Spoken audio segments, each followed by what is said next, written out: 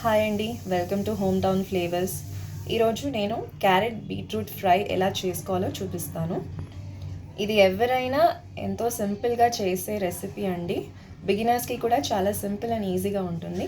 And అన్నీ ఇంట్లో ఉన్న వాటితోనే ఈ రెసిపీ మనం చేసుకోబోతున్నాం.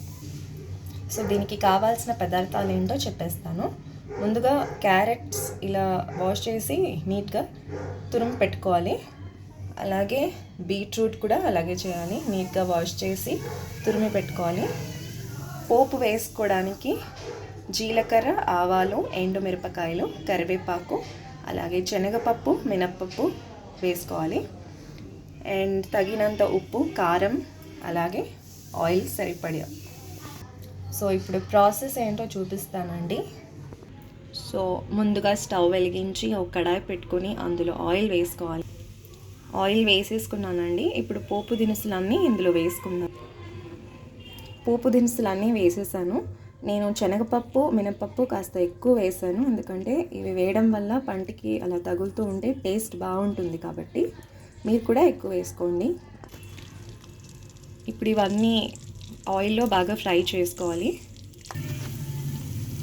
చూసారు కదా, ఈ పోపు దినుసులన్నీ బాగా ఫ్రై అయిపోయాయి. ఇప్పుడు మనం ఈ స్టేజ్లో క్యారెట్ తురుము అండ్ బీట్రూట్ తురుము ఇప్పుడు వేసుకోవాలి. చూసారు కదా, క్యారెట్ తురుము అండ్ బీట్రూట్ తురుము ఇందులో కడాయిలో వేసేసాను. ఆయిల్లో ఫ్రై చేసుకుందాం కాసేపు. చూసారు కదా, మొత్తం అంతా ఇలా ఒకసారి కలిపేసుకొని మూత పెట్టేసేయాలి. చూడండి, మూత పెట్టేశాను. ఇప్పుడు క్యారెట్ అండ్ బీట్రూట్ బాగా ఫ్రై అయింది. నేను మూత తీసి చూపిస్తున్నాను. ఈ స్టేజ్లో మనం ఉప్పు వేసుకోవాలి. నాకైతే 1 టీ స్పూన్ ఉప్పు సరిపోయింది. ఉప్పు వేసాక కారం వేయాలి. ఇది కూడా 1 టీ స్పూన్ కారం వేసుకుంటున్నాను. మీరు క్వాంటిటీని బట్టి తగినంత ఉప్పు, కారం వేసుకోండి. ఒకసారి కలిపేసుకుందాం ఈ మిశ్రమాన్ని అంతా కూడా. క్యారెట్ బీట్రూట్ ఫ్రై అయితే రెడీ అయిపోయిందండి.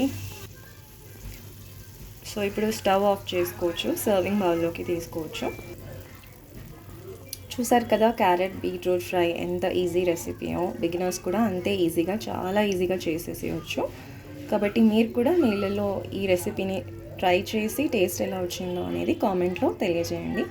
థ్యాంక్ యూ ఫర్ వాచింగ్ అండి. బాయ్.